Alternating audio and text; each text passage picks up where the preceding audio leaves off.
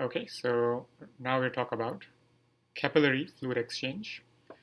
Effusion is a pretty important concept. Effusion is a topic which um, discusses heart, kidneys, lungs, infections, cancers, a lot of different clinically related topics in this one topic. All right, so anytime we think of effusion, and again, we're just taking an example of fusion. It could be pleural effusion, it could be fluid collection in the heart, in the lungs, liver. So all of that is the same thing. Okay, so fluid collection.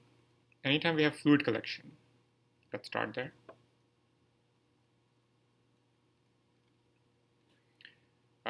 We can divide it into two major categories.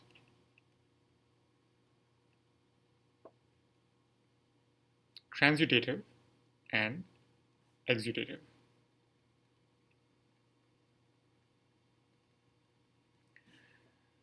Transudative has two other categories.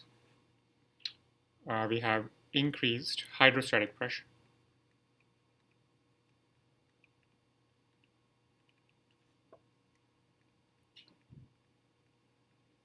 and we have decreased oncotic pressure.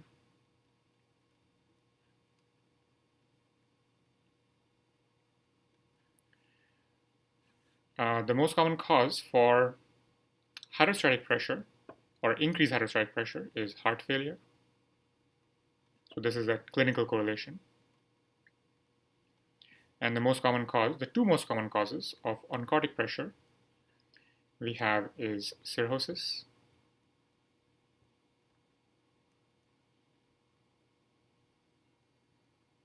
and nephrotic syndrome. Nephrotic syndrome. Okay.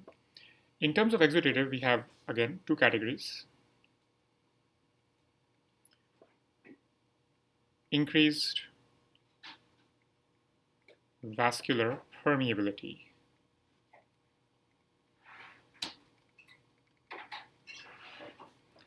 And lymphatic obstruction.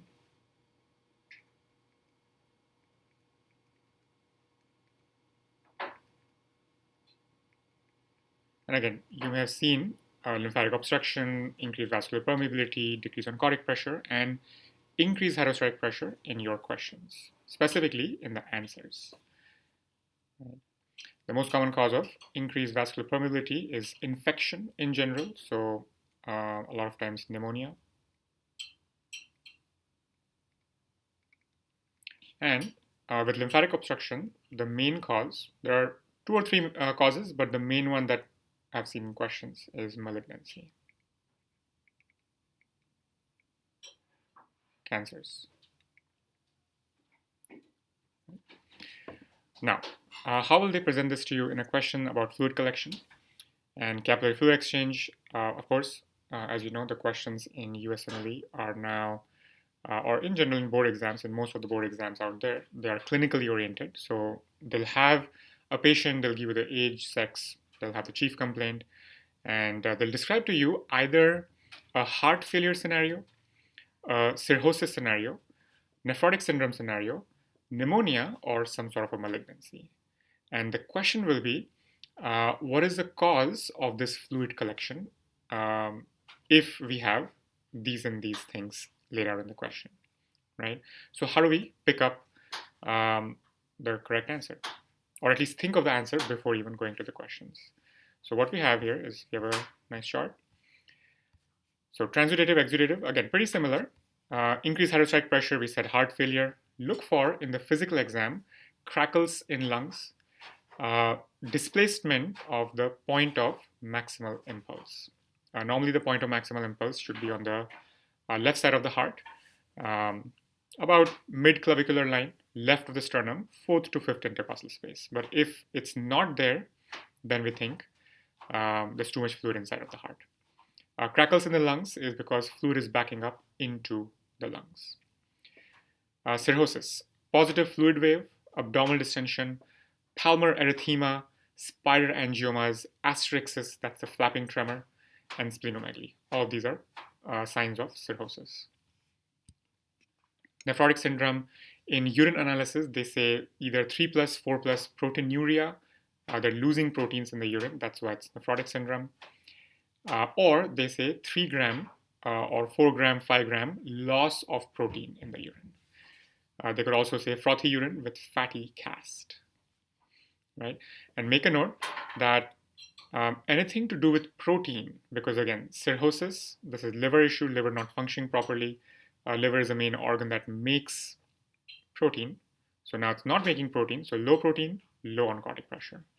Nephrotic syndrome is a kidney issue. It's losing massive amounts of protein. That also leads to low protein, and that is decreased oncotic pressure. Think of increased hydrostatic pressure as the following. If we have a blood vessel, and again, imagine if this is the left ventricle. From the left ventricle, the blood normally should leave the heart, right? So let's say this is left ventricle. Normally, the blood should leave the heart. But what if the left ventricle is not working? Everything backs up into the left atrium and eventually into the pulmonary artery in the lungs, right? So let's imagine if this is a pulmonary arteries. So everything will back up right here. And if all that pressure is backing up into the pulmonary artery, fluid leaks out because of that pressure. So that is called hydrostatic pressure, increased hydrostatic pressure. Coming to exudative, the overarching theme for exudative is inflammation. We said increased vascular permeability, pneumonia. Pneumonia is an infection. Look for fever and cough. Fever and cough. And with pneumonia, what happens is because it's an inflammation, it's an infection, a lot of cytokines are released. And cytokines, they make the blood vessels very leaky. So they have increased vascular permeability.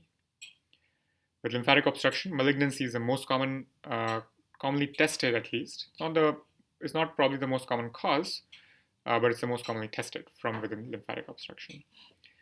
Look for unintentional weight loss, long history of smoking, age over 50. Some other causes, increased triglycerides due to any cause. Sometimes they describe it as milky white appearance, and trauma can also cause lymphatic obstruction. So those are, that's a concept for capillary fluid exchange.